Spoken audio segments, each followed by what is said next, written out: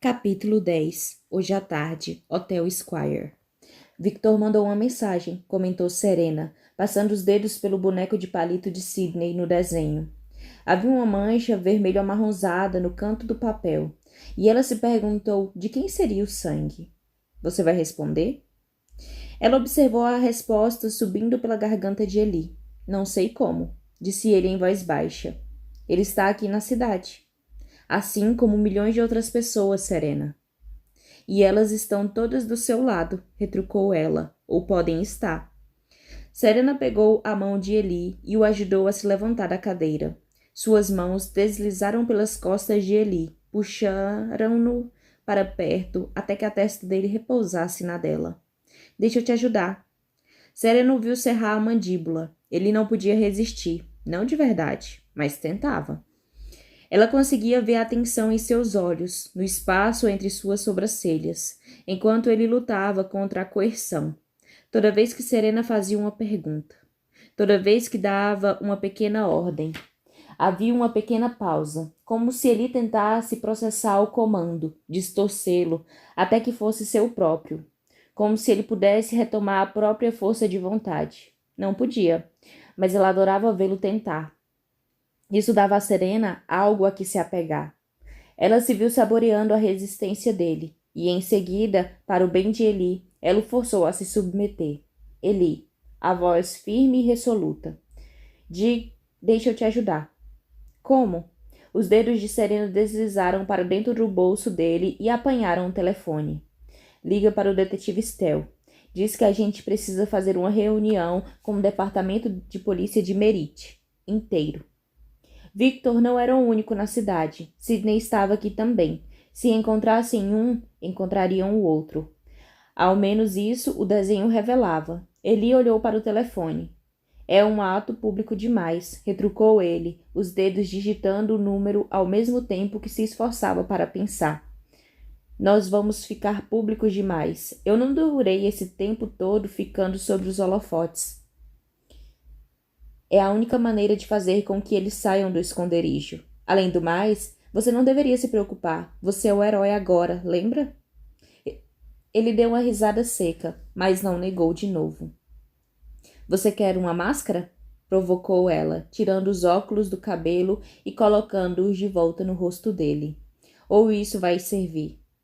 Ele passou o polegar pelo telefone, hesitando por um último momento, e então fez a ligação. Capítulo 11. Outono passado, Universidade de Merritt. Serena Clark morava sozinha.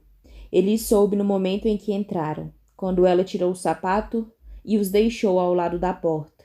O lugar era limpo, calmo e organizado. Estava decorado de maneira coesa, e Serena não olhou em volta para saber se havia alguém antes de se virar para ele e erguer a pistola.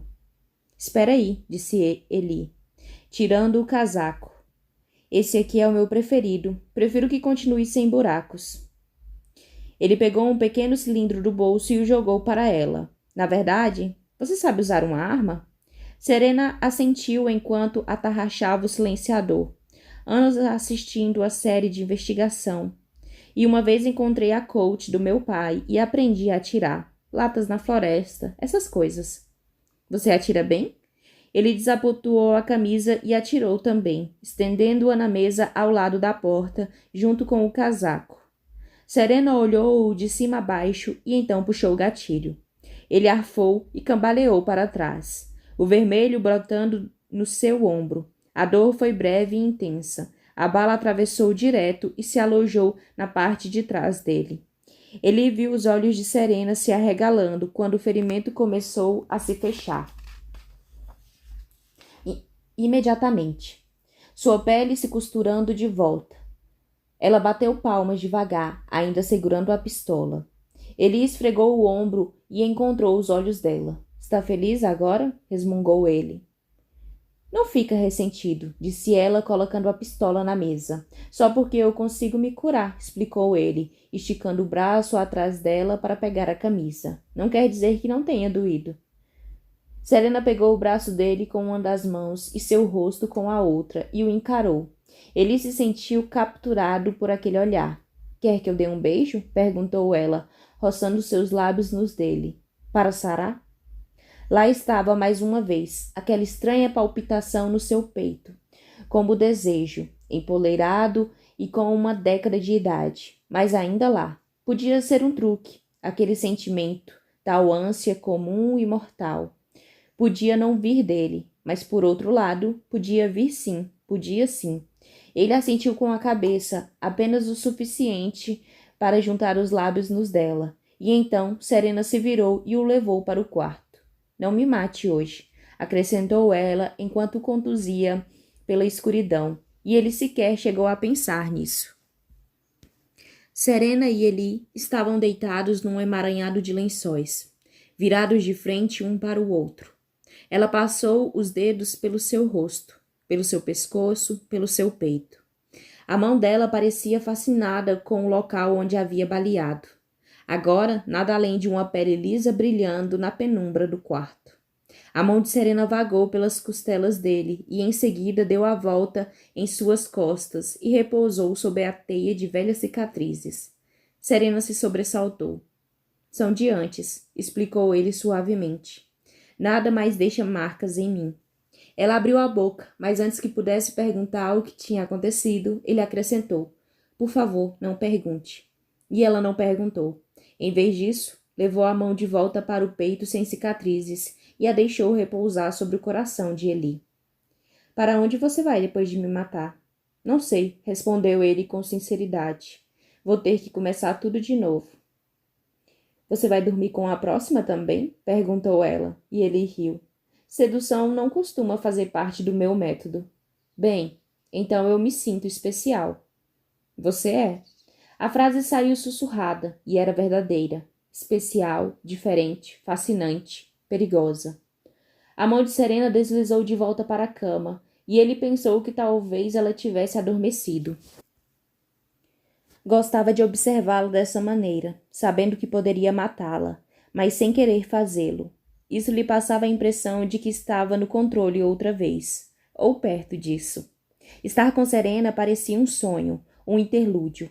Fazia com que ele se sentisse humano de novo. Fazia com que ele esquecesse. Deve ter um jeito mais fácil, ponderou ela sonolenta, de encontrar os iôs. Se você pudesse ter acesso a boas redes. Quem dera, sussurrou ele. E então dormiram.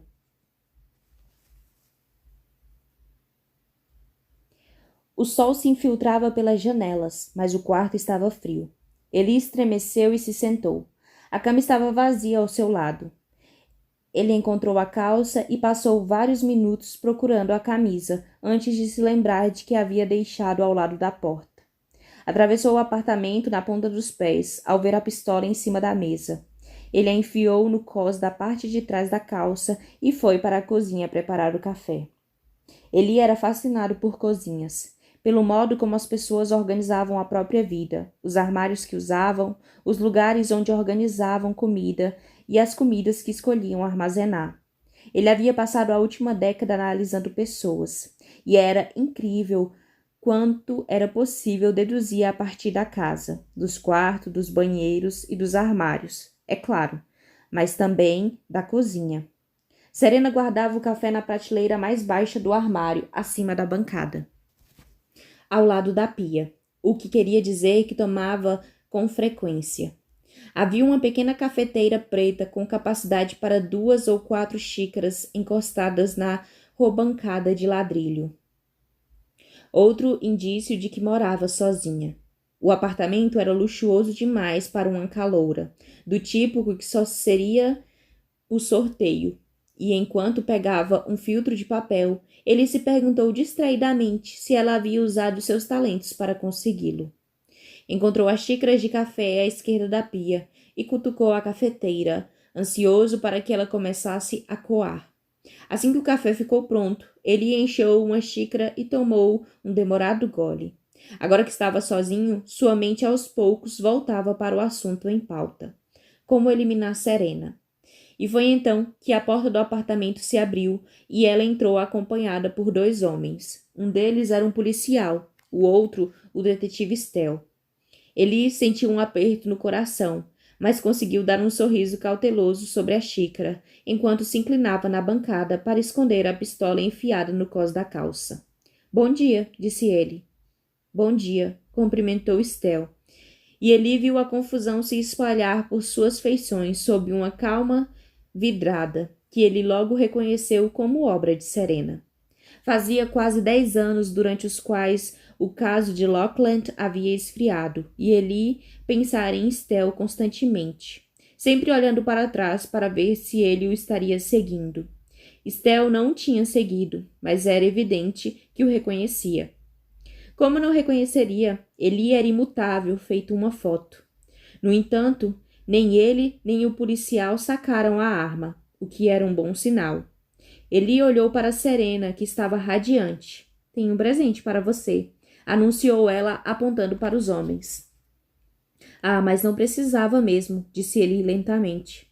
Esses são o policial Frederick Dane e seu chefe, o detetive Stell. Senhor Cardale, disse Stell. Eu me chamo Eve agora. Vocês dois se conhecem? Perguntou Serena. O detetive Stell investigou o caso do Victor, explicou Eli, lá em Lockland. Os olhos de Serena se arregalaram em conhecimento. Eli tinha contado a ela sobre aquele dia. Havia omitido a maior parte dos detalhes, e agora, ao encarar o único homem que já tivera motivo para suspeitar dele, possivelmente suspeitar de que ele fosse um extraordinário, desejou ter contado a ela a história toda. Faz um bom tempo, comentou Stell. Mas você não mudou nada, Sr. Ever. Nada mesmo. O que traz você a Merit? Interrompeu Eli. Eu pedi transferência alguns meses atrás. Queria mudar de ambiente? Seguia uma epidemia de assassinatos. Ele sabia que devia ter interrompido sua trilha, quebrado o padrão, mas estivera numa maré de sorte. Merit havia atraído uma quantidade impressionante de EOs, devido à sua população e aos inúmeros becos escuros. As pessoas viam a cidade achando que poderiam se esconder, só que não dele. Eli, interveio Serena, você está estragando minha surpresa. Stell, Dane e eu tivemos uma boa e longa conversa e já está tudo acertado. Eles vão ajudar a gente. A gente? Perguntou Eli. Serena se virou para os homens e sorriu. Sentem. Os dois homens se sentaram, obedientes à mesa. Eli, você pode servir o café? Ele não sabia bem como fazer isso sem virar as costas e a pistola para os policiais, de modo que, em vez disso, ele estendeu a mão para Serena e a puxou para perto. Outro pequeno ato de desafio. O movimento possuía a fluidez despreocupada do abraço de um amante. Mas ele a segurava com firmeza. O que você está fazendo? Rosnou ele no ouvido dela. Eu estive pensando, disse ela, inclinando a cabeça para trás no peito dele. Como deve ser tedioso tentar encontrar um iô de cada vez. Ela nem se deu ao trabalho de tentar abaixar o tom de voz. Então pensei, deve ter um jeito mais fácil. Acontece que o departamento de polícia de Merit tem um banco de dados para suspeitos. Óbvio que não foi feito para os IOs, mas a matriz de pesquisa é assim que se chama, certo? O policial Dane assentiu. Sim, bem, é bastante ampla para que a gente possa usar para isso. Serena parecia bastante orgulhosa de si mesma. Sendo assim, fui até a delegacia falar com alguém com envolvimento na investigação dos IOs. Lembra que você me disse que alguns policiais eram treinados para isso? E o policial de plantão me levou até esses dois cavalheiros. Dane é o protegido de Stell, e ambos concordam em partilhar o mecanismo de busca com a gente. Lá vem você com esse agente de novo, disse ele em voz alta. Serena o ignorou. Nós já organizamos tudo, eu acho. Não é, policial Dane? O homem esguio de cabelos pretos cortados rente assentiu e pôs uma pasta fina sobre a mesa. O primeiro lote, explicou ele. Obrigada, policial, disse Serena, pegando o arquivo. Isso vai nos manter ocupados por um bom tempo. Nós. O que está acontecendo? No entanto, Embora estivesse com a cabeça girando, ele conseguiu manter a mão longe da pistola, às suas costas, e se concentrar nas instruções que Serena dava aos policiais. O Sr. Ever aqui vai manter essa cidade segura, disse ela aos policiais com os olhos azuis reluzindo. Ele é um herói, não é, policiais? O policial Dane assentiu. A princípio, Estel apenas olhou para Eli, mas por fim também assentiu. Um herói, repetiram eles.